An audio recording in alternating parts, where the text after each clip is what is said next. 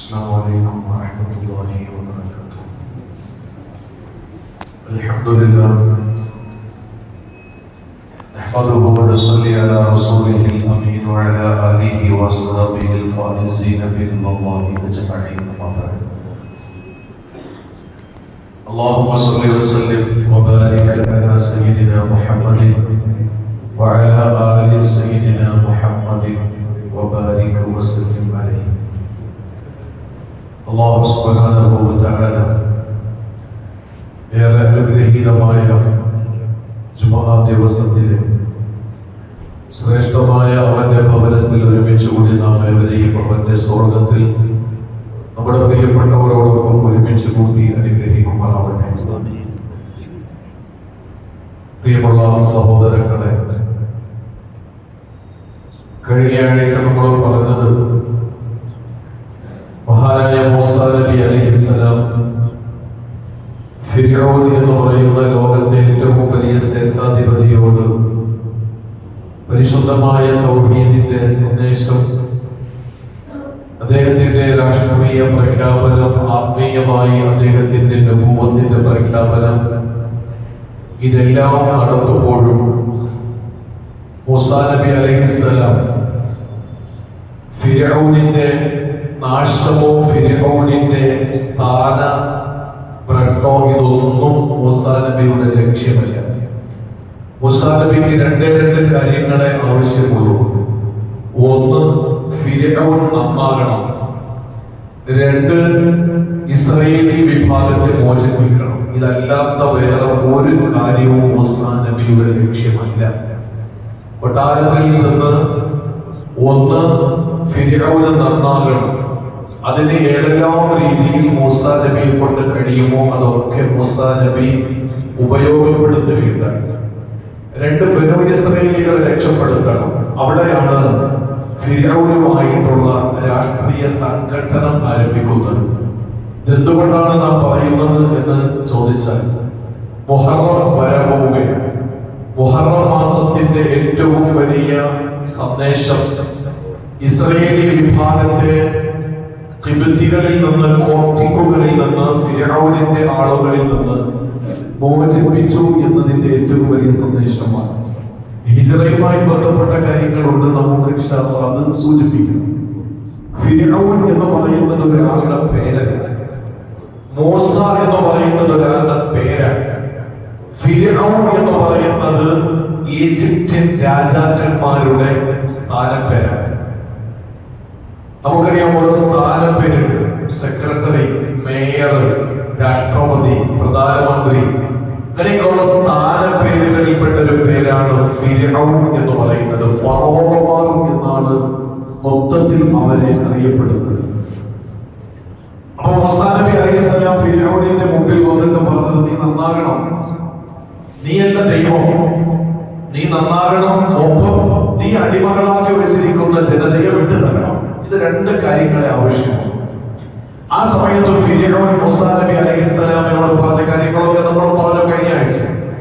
ഇവിടെ സൂറത്തു ത്വാഹയിൽ 43-ാമത്തെ ആയത്ത് മുതൽ 43, 44, 45, 46, 47 ഈ 5 ആയത്തുകളിലായി അല്ലാഹു തആല മൂസാ നബിയെയും ഹാറൂൻ നബിയെയും കൂടി തൗഹീദിന്റെ പ്രബോധനത്തിന് വേണ്ടി ഫിർഔനിന്റെ കൊട്ടാരത്തിലേക്ക് പറഞ്ഞയക്കുമ്പോൾ ഉണ്ടായ ചില അല്ലാഹുവിന്റെ കൽപ്പനകളെ സംബന്ധിച്ച് നമ്മളൊന്ന് മനസ്സിലാക്കണം.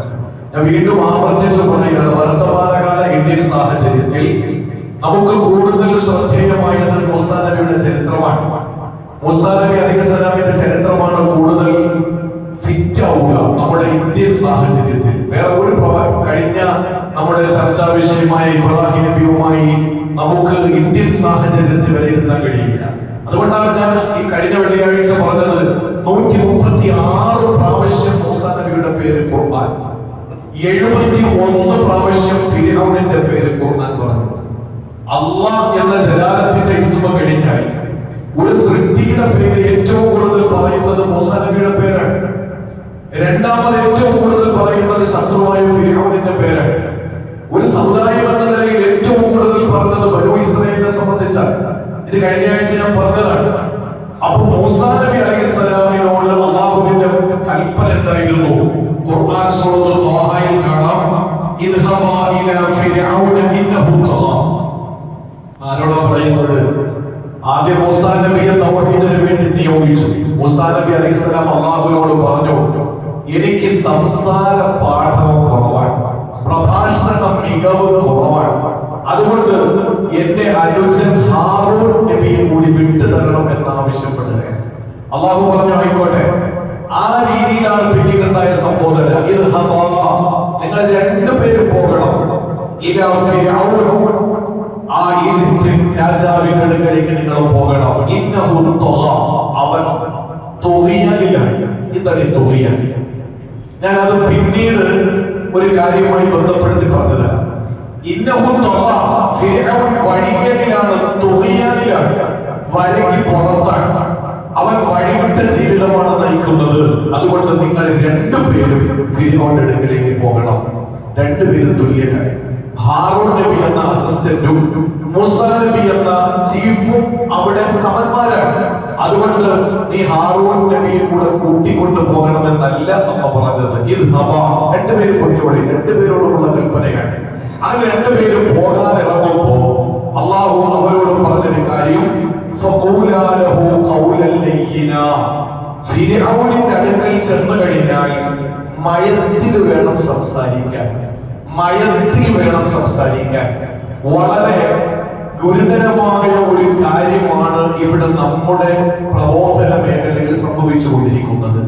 നമുക്കറിയാം, ദൃശ്യശ്രാവ്യ മാധ്യമങ്ങളിൽ, പൊതുവെ സോഷ്യൽ മീഡിയകളിൽ അഷ്റഫുൽ ഖൽഖിനെ അധിക്ഷേപിച്ചുകൊണ്ട്, ഉമ്മഹാത്തുൽ മുഅ്മിനീങ്ങളെ അധിക്ഷേപിച്ചുകൊണ്ട്, മുസ്ലിം ഐഡന്റിറ്റിയെ ചോദ്യം ചെയ്തുകൊണ്ട്, സ്വത്വബോധത്തിന്റെ കടക്കൽ കത്തിവെച്ചുകൊണ്ട്, പരിശുദ്ധമായ പാവനമായ ഇസ്ലാമിന്റെ ചൈതന്യങ്ങളെയും ഇസ്ലാമിന്റെ ചിഹ്നങ്ങളെയും ഒക്കെ കൊഞ്ഞന കൂട്ടിക്കൊണ്ട് രാജ്യത്തിനകത്തും പുറത്തുമൊക്കെ ഇഷ്ടംപോലെ പ്രതിഷേധങ്ങൾ ഉയരുന്നുണ്ട്.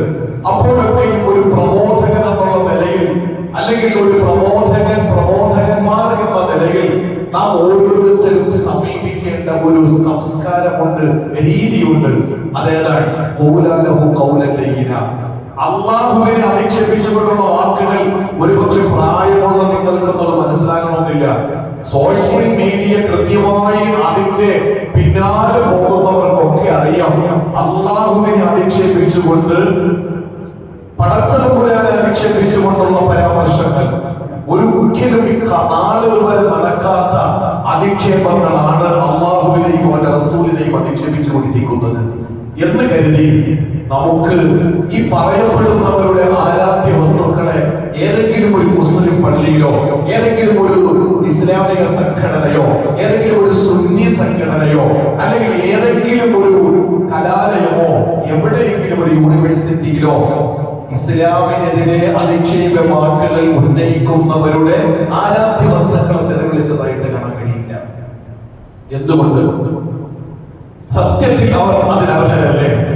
യഥാർത്ഥത്തിൽ അവർ ഒരിക്കലും ഒരു തരത്തിലുള്ള ബഹുമാനത്തിനും ഒരു നിലയിലുള്ള ബഹുമാനത്തിനും അർഹതയില്ലാത്തതാണല്ലോ. നമുക്കറിയാം, കല്ല് മുതൽ കാഞ്ഞിരക്കുറ്റി വരെ, മുള്ളു മുതൽ മൂർഖം പാമ്പ് വരെ, മനുഷ്യന്റെ അവയവം പോലും, ഒരു മനുഷ്യന്റെ രഹസ്യ അവയവം പോലും ആരാധ്യ വസ്തുവാക്കി വെക്കുമ്പോ, ഒരു ജീവി, ആ ജീവിയെ പോലും ആരാധ്യ വസ്തുവാക്കി വെക്കുമ്പോൾ, കേവലം മനുഷ്യബുദ്ധിയെ പരസ്യമായിട്ട് അവഹേളിക്കുന്ന ശിലാവിഗ്രഹങ്ങളുടെ മുമ്പിൽ അവരുടെ കഥകൾ കണ്ണീരോടെ നിരത്തി വെക്കുമ്പോൾ നമുക്കൊക്കെ വളരെ എളിപ്യത തോന്നുന്ന, വളരെ പുച്ഛം തോന്നുന്ന നിലയിൽ നമുക്കൊക്കെ അനുഭവപ്പെടാറുണ്ടെങ്കിൽ പോലും, ഒരു ബഹുസ്വര സമൂഹത്തിൽ എന്നതിനപ്പുറത്ത് ഒരു ഇസ്ലാമിക് സ്റ്റേറ്റിൽ പോലും നമുക്കറിയാം, പിന്നെ UAE ഏറ്റവും വലിയ ക്ഷേത്രം പണിതു.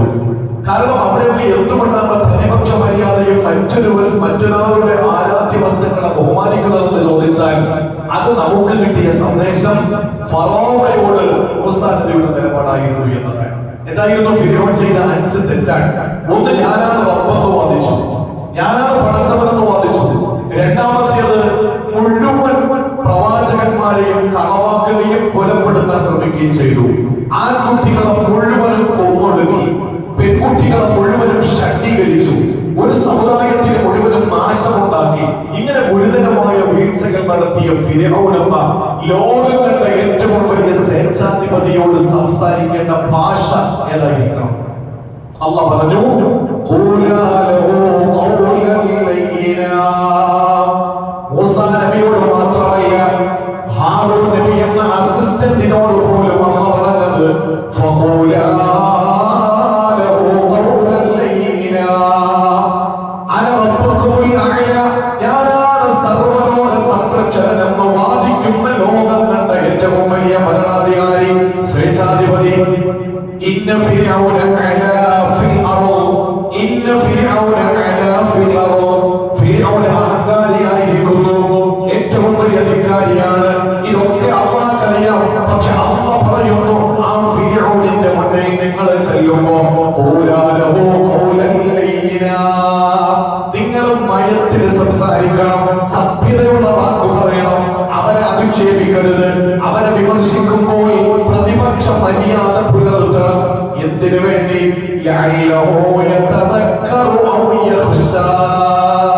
അവിടെയാണ് മൂസാ നബി അലൈഹിസ്സലാമിന്റെ ദഅവത്തിന്റെ നിയോഗം വരുന്നത്.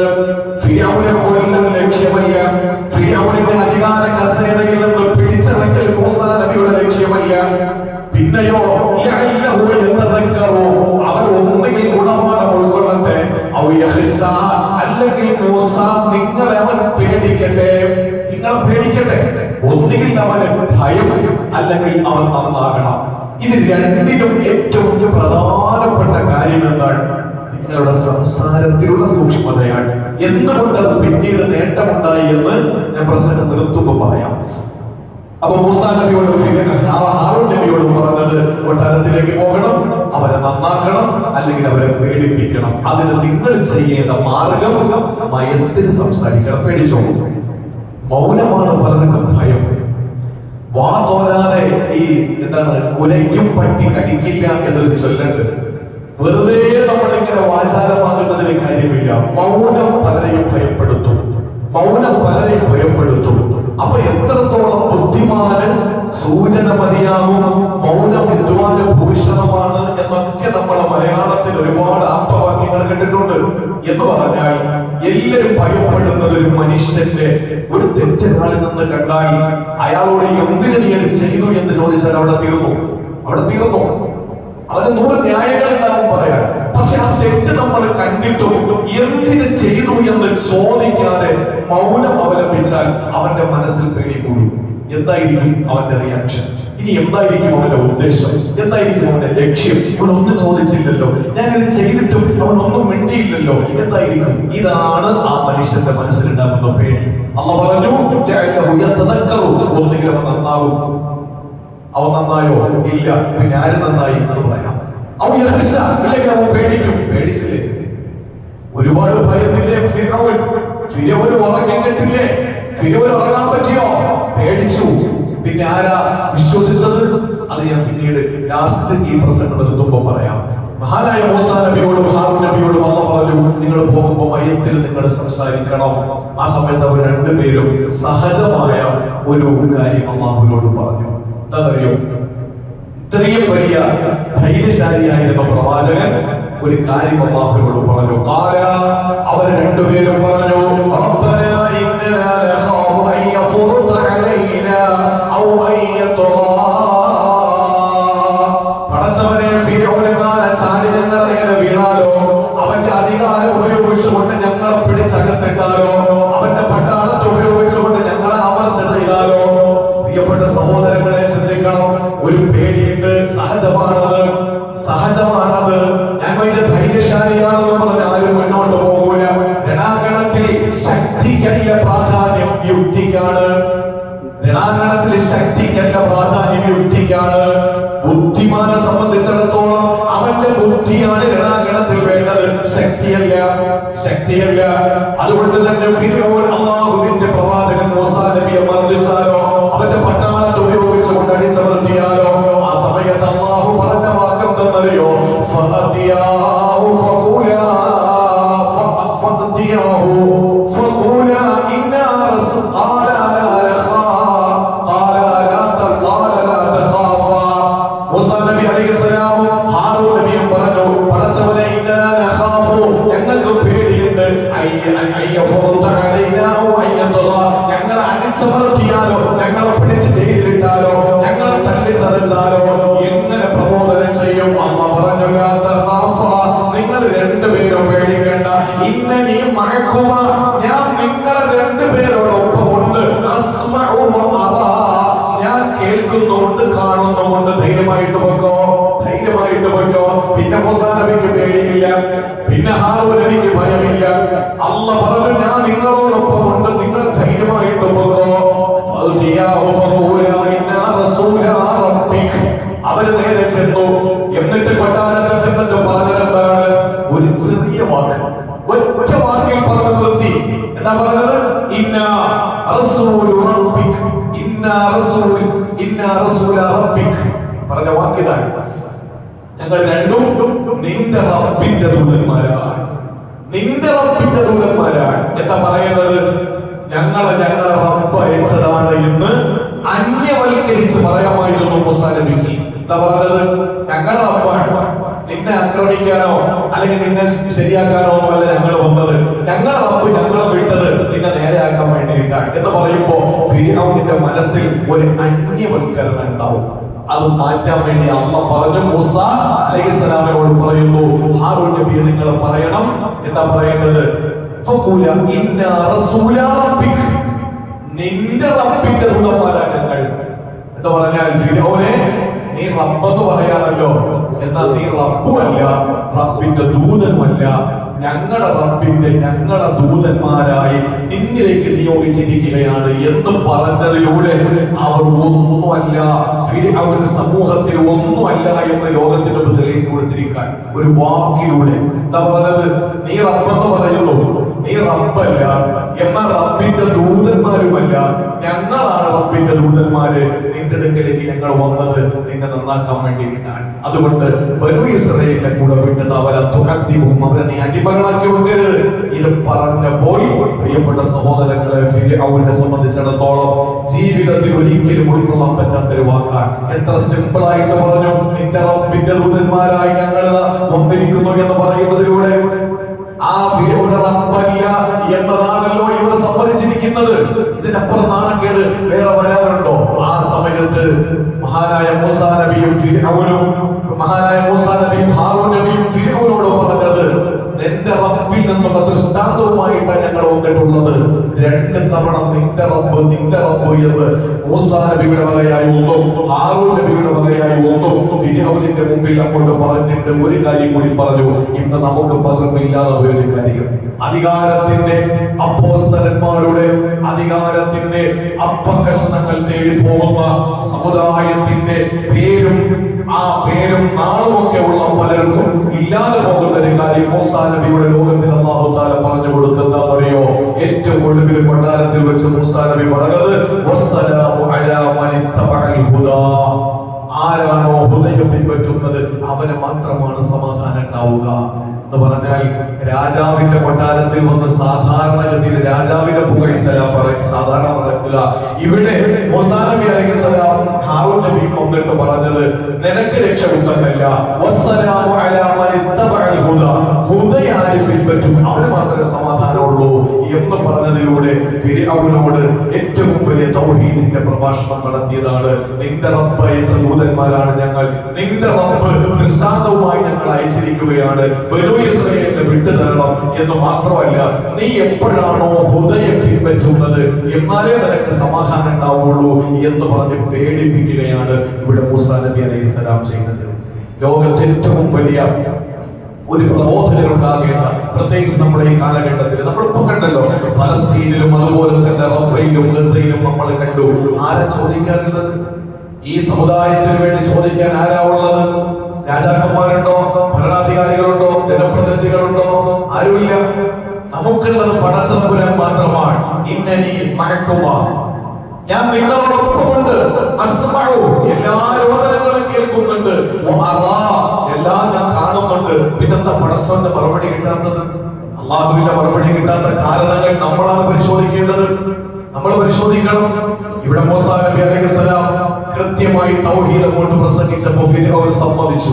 ഫിർഔൻ പറഞ്ഞു, ശരി ഞാൻ സമ്മതിക്കാം, നീ പറഞ്ഞതുപോലെയൊക്കെ സമ്മതിക്കാം, എന്നാൽ നിന്റെ വാപ്പാടെ അവസ്ഥ നീ പറ.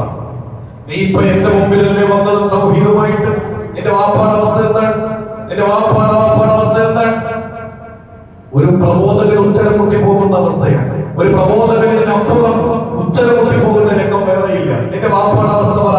നിന്റെ വാപ്പ ഉള്ളപ്പോഴല്ലോ നീ പ്രബോധനം നടത്തിയത്, നിന്റെ വാപ്പാടെ വാപ്പ ഉള്ളപ്പോഴല്ലോ പ്രബോധനം നടത്തിയത്.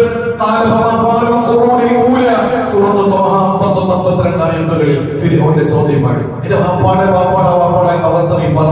ആ സമയത്ത് മഹാനായ മൂസാ നബി ഒറ്റ വാക്കിൽ എന്റെ വാപ്പ അല്ലെങ്കിൽ എന്റെ പിതാക്കന്മാര് കൊള്ളരുതാത്തവരെന്നോ അല്ലെങ്കിൽ കൊള്ളാമെന്നോ ഒന്നും മൂസാ നബിക്ക് പറയാൻ പറ്റില്ല. കാരണം അവർക്ക് പ്രബോധനം കിട്ടാതെ മരണപ്പെട്ടു പോയവരാണ്. അവരുടെ അവസ്ഥ മൂസാ നബിക്ക് പറയാൻ പറ്റില്ല. മൂസാ നബി കൊള്ളാം, അവരൊക്കെ രക്ഷപ്പെട്ടവരാണെന്ന് പറഞ്ഞാൽ പ്രബോധനത്തിന്റെ ഭാഗമാകാതെ നേരത്തെ മരണപ്പെട്ടു പോയവരെ പറ്റി കളവ് പറഞ്ഞതാവും. അവർ കൊള്ളൂല എന്ന് പറഞ്ഞാൽ അവരെ സംബന്ധിച്ച് മോശം പറഞ്ഞതാവും. അതുകൊണ്ട് മൂസാ നബി പറഞ്ഞ ഒറ്റ വാക്ക്,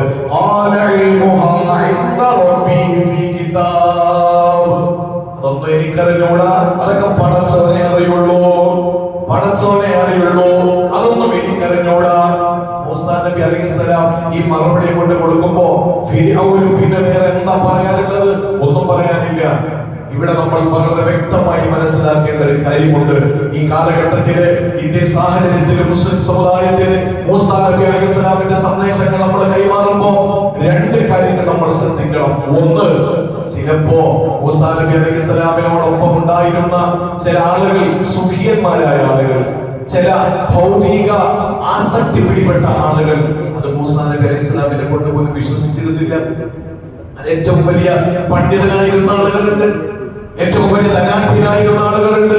സുഖലോലുപതയിൽ കഴിയണമെന്ന് ആഗ്രഹിക്കുന്നവർ മുസ്ലിം സമുദായത്തെ ഒറ്റുകൊടുക്കുന്നതിൽ വേറെ തെളിവ് അന്വേഷിച്ചു പോണ്ട. പരിശുദ്ധമായ ഖുർആനിൽ തന്നെ അല്ലാഹു തആല പറയുന്നുണ്ട്, മൂസാ നബിയുടെ ജനതയിൽപ്പെട്ട ഒരാൾ തന്നെ മൂസാ നബിക്കെതിരായിരുന്നു.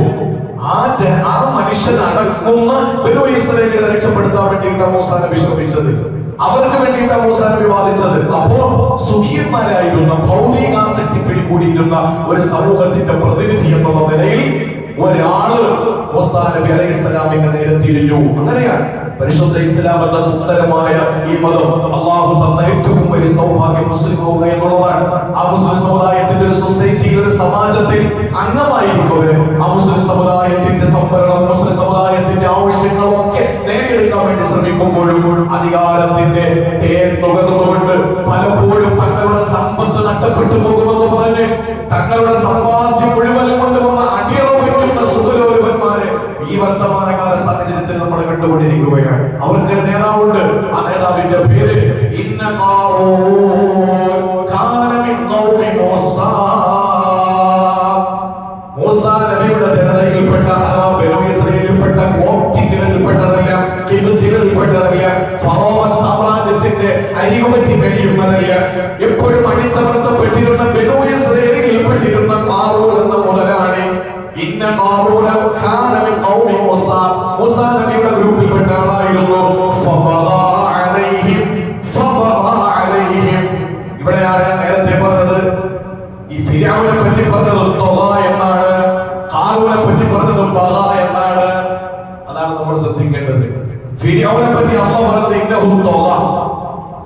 മൂസാ നബിയുടെ കൂട്ടത്തിൽപ്പെട്ട് ഫിർഔനോടൊപ്പം ചേർന്ന് നിന്നത് എന്തിന്റെ പേരിൽ? തന്റെ സമ്പത്ത് പോകുമെന്ന് പേടിച്ചിട്ട്. അങ്ങനെയുള്ളതിനെ പറ്റി അല്ലാഹു പറഞ്ഞത് ബഗാ. ഫിർഔൻ തൊഗയാണെങ്കിൽ അരികുപറ്റി സമ്പത്തിന് വേണ്ടിയിട്ട് സുഖിയനായി കഴിഞ്ഞിരുന്ന ബനൂ ഇസ്രായേലിൽപ്പെട്ട ധനാഢ്യനായ മുതലാളിയെ പറ്റി അല്ലാഹു പറഞ്ഞത് ബഗാ. തൊഗയും ബഗയും മനസ്സിലാക്കണം. ഇതാണ് വിശുദ്ധ ഖുർആനിലൂടെ അല്ലാഹു തആല വളരെ വ്യക്തമായി പഠിപ്പിച്ചത്.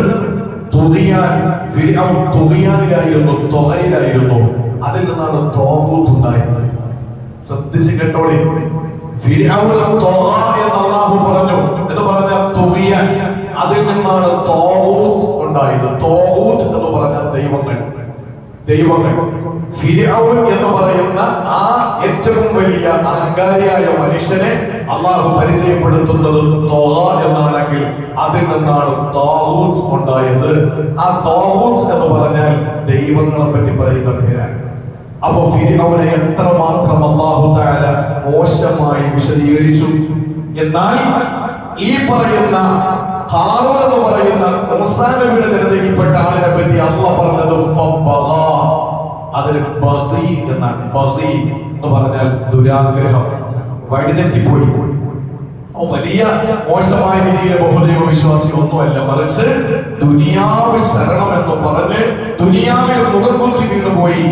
ബഗിയാണ്, വഴികേടിനായി പോയി, വഴിതെറ്റിപ്പോയി, പിഴച്ചുപോയി. നമ്മൾ പറയില്ലേ, അവർ സാമ്പത്തികമാണ് ഏറ്റവും ആദർശത്തെക്കാൾ ആമാശയത്തിന് വില കൽപ്പിക്കുന്നവനായി പോയി. നേരത്തെ പറഞ്ഞ ഫിർഔൻ ആദർശത്തെ തന്നെ കളങ്കപ്പെടുത്തി. ഇവിടെ ആദർശത്തെ കളങ്കപ്പെടുത്തിയില്ല, പക്ഷെ ആദർശത്തെക്കാൾ ആമാശയത്തിന് വില കൽപ്പിച്ചു. ഭൗതികാസക്തിയിൽ വീണുപോയി ഈ ഹാറൂൻ. കൂടെ നിന്ന ആള് നോക്കൂ, അള്ളാഹുവിന്റെ ഇടപെടൽ എന്താണെന്നറിയോ? നേരത്തെ ഞാൻ പറഞ്ഞല്ലോ, മൂസാ നബിയോടും ഹാറൂൻ നബിയോടും നല്ല വർത്തമാനം പറയാനുള്ള പറഞ്ഞതിലൂടെ അള്ളാഹു ലക്ഷ്യം വെച്ചൊരു കാര്യമുണ്ട്. അത് മൂസാ നബിക്ക് കിട്ടി. എന്തായിരുന്നു കിട്ടിയത്? ഇവിടെ തോന്നുന്ന അങ്ങോട്ട് പോയി, കൂട്ടത്തിൽപ്പെട്ടവർ അങ്ങോട്ട് പോയി, മുതലാളിയാണ്. അള്ളാഹു താല അവിടെ നിന്ന് രണ്ടെണ്ണത്തിനെ തിരിച്ചു കൊണ്ടുപോകും. അതാണ് പഠിച്ചത്.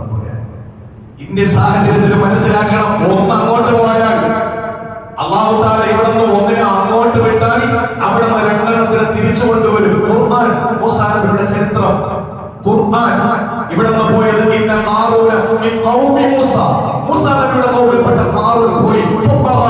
അവൻ ബഗീയായി പോയി, അവൻ ധനമോഹിയായി പോയി, പിഴച്ചു പോയി. പോട്ടെ, ഒന്ന് പോയെങ്കിൽ എന്താ മൂസാ നബിയെ, നിങ്ങൾക്ക് രണ്ടെണ്ണത്തിന് ഞാൻ തിരിച്ചു കൊണ്ടുതരാം. ആരാ തിരിച്ചു വന്നത്? ആരാണ് തിരിച്ചു വന്നത്? അവിടെയാണ് നമ്മൾ ശ്രദ്ധിക്കേണ്ടത്. ഒന്ന്, ഫിർഔനിന്റെ കോട്ടിക്കുകളിൽപ്പെട്ട കിബിത്തികളിൽപ്പെട്ട രണ്ടെണ്ണത്തിന് അല്ലാഹു മൂസാ നബിക്ക് കൊടുത്തു. ഇവിടെ നിന്ന് ഒന്ന് അങ്ങോട്ട് പോയപ്പോ ആരാ? രണ്ടുപേര്, ചില്ലറക്കാരല്ല. ഒന്ന്, ഫിർഔനിന്റെ ചൂടും ചൂരുമേറ്റ് നെഞ്ചിന്റെ സുഖവും ചൂടുമേറ്റ് കിടന്ന സ്വന്തം വിയർപ്പ് കണങ്ങൾ തന്റെ ശരീരത്തിൽ സ്പർശിക്കുകയും തന്റെ മുഖത്ത് നോക്കി ദർശനം നടത്തിക്കൊണ്ട് രാവും പകലും കൂടെ നടന്ന നിഴലായിരുന്ന സ്വന്തം ഭാര്യ ആര്?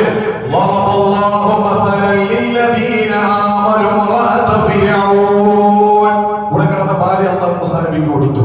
എന്തിന്? ആദർശത്തിന്റെ അനുയായിയായിട്ട്.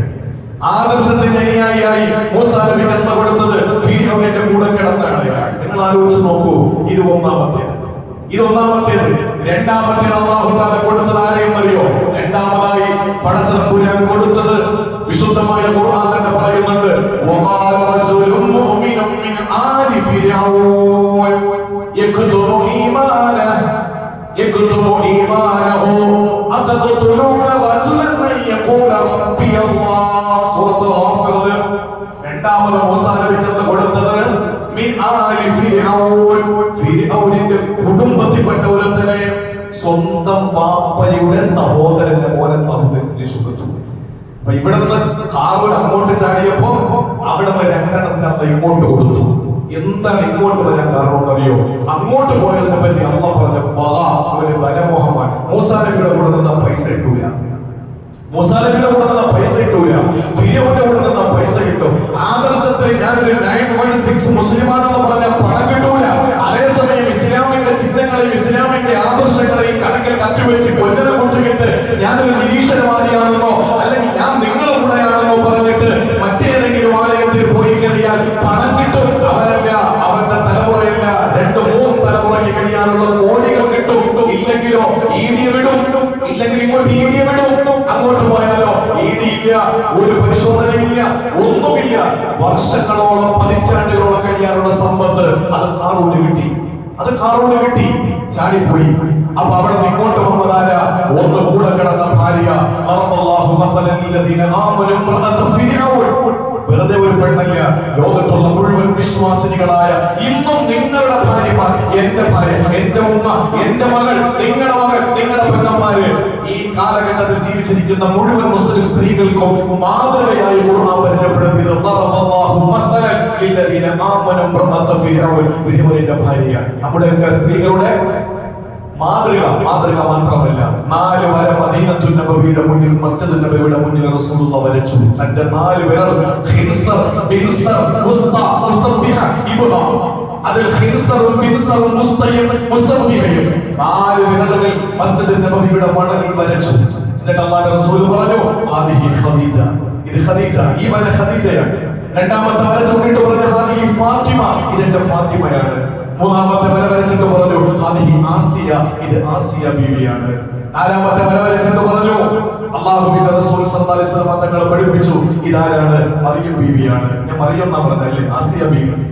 ഇംറഅത്തു ഫിർഔൻ, ഫിർഔനിന്റെ ഭാര്യ ആസിയ റളിയല്ലാഹു അൻഹാ. നോക്കൂ നിങ്ങൾ, ആസിയ ബീവി റളിയല്ലാഹു അൻഹ ലോകത്തുള്ള മുഴുവൻ വിശ്വാസികളുടെയും മാതാവ്, നേതാവ്, മാതൃക, ഏറ്റവും വലിയ മാതൃകയായി പരിചയപ്പെടുത്തി. മറിയം ബീവി, ആസിയ ബീവി, ഖദീജ ബീവി, ഫാത്തിമ ബീവി, നാല് നേതാക്കന്മാരാ സ്ത്രീകൾക്കുള്ളത്.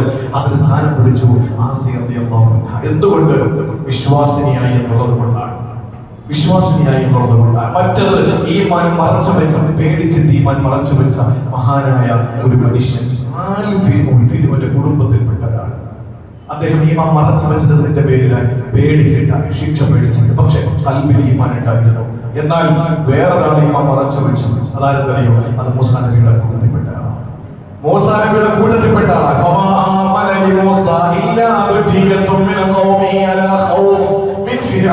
ഫിർഔനെ പേടിച്ചുകൊണ്ട് മൂസാ നബിയുടെ കൂട്ടത്തിൽപ്പെട്ട പലരും വിശ്വാസം ഉറച്ചു വെച്ചിട്ട് കൂടെ ചേർന്നു. അവൻ അടിച്ചാലോ, എന്നെ പിടിച്ചാലോ, എന്റെ സമ്പത്ത് മരവിപ്പിച്ചാലോ, എന്റെ അക്കൗണ്ട് മരവിപ്പിച്ചാലോ, എന്റെ വീട്ടിൽ ഈടിയെ വിട്ടാലോ, അതുകൊണ്ട് ഞാനിതാ മാറുന്നു എന്ന് പറഞ്ഞൊരു വിഭാഗം. മറുഭാഗത്ത് ഫിർഔനെ പേടിച്ചുകൊണ്ട് ഈമാൻ ഉള്ളിൽ ഒളിപ്പിച്ച് വെച്ചിട്ട് മൂസാ നബിയോടെ ചേർന്നു. ഇപ്പുറത്തോട്ട് അങ്ങോട്ട് പോയിട്ട് മറ്റൊന്നേതാ സമ്പത്ത് ആഗ്രഹിച്ചു പോയി. അവിടെ നിങ്ങോട്ട് ആര് വന്നു? സ്വന്തം ഭാര്യ വന്നു. ഇതാണ് പടച്ച തമ്പുരാൻ. അതുകൊണ്ട് ഒരു കാര്യം നമ്മൾ വളരെ വ്യക്തമായി മനസ്സിലാക്കണം. നമ്മൾ സ്വഭാവ സംസ്കരണമുള്ളവരായി മാറിയാൽ, നമ്മുടെ വാക്കും നോക്കും മാന്യമായാൽ, മുഫസ്സിരീങ്ങൾ മുഴുവനും പറഞ്ഞത് ഫിർഔന്റെ ഭാര്യ ആസിയ റളിയല്ലാഹു അൻഹയും അതുപോലെ തന്നെ കുടുംബത്തിൽ ആര് ഫിർഔനിൽപ്പെട്ട ഈമാൻ മറച്ചു വെച്ച മുഅ്മിനായ മഹാനായ മനുഷ്യരും ആ മൂസാ നബിയെ കൊണ്ട് വിശ്വസിച്ചതിന്റെ കാരണം പറഞ്ഞ ഒറ്റ കാരണമാണ്. അതാണ് ഞാൻ ആമുഖം പറഞ്ഞത്. മയമായിട്ടുള്ള സംസാരം, നമ്മുടെ സമീപനം, നമ്മുടെ സംസ്കാരം. നമ്മുടെ പുറച്ചോടെ ആരെങ്കിലും തെരുവിളിക്കുമ്പോൾ ശ്രീകൃഷ്ണനെയോ ശ്രീരാമനെയോ ഭഗവാനെയോ ഒന്നും നമ്മൾ തെരുവിളിക്കേണ്ട കാര്യമില്ല. പറ്റില്ല, നമുക്കത് യോജിച്ചതല്ല, നമ്മളോടത് പറഞ്ഞിട്ടില്ല. ഒരിക്കലും നിങ്ങളത് ചെയ്യാൻ പാടില്ലെന്ന് ഖുർആന്റെ ശക്തമായ താക്കീത്. കാരണം നമുക്കൊരു സംസ്കാരമുണ്ട്, നമ്മൾ സഭ്യതയുള്ള ആളുകളാണ്, നമ്മുടെ വായ ശുദ്ധമാണ്, നമ്മുടെ കെരിമയുടെ വക്താക്കളാണ്, നമ്മുടെ വായിൽ കെരിമയാണ്. ആ വായിൽ നിന്ന് മനോഹരമായതല്ലാതെ വരാൻ പാടില്ല. അള്ളാഹു നമുക്ക് കൂടുതൽ ഇസ്ലാമിന്റെ ചിഹ്നങ്ങളെ മനസ്സിലാക്കാനും പ്രവാചകന്മാരെ പഠിക്കാനും അള്ളാഹു തൗഫീഖ് നൽകി അനുഗ്രഹിക്കുമാറാവട്ടെ.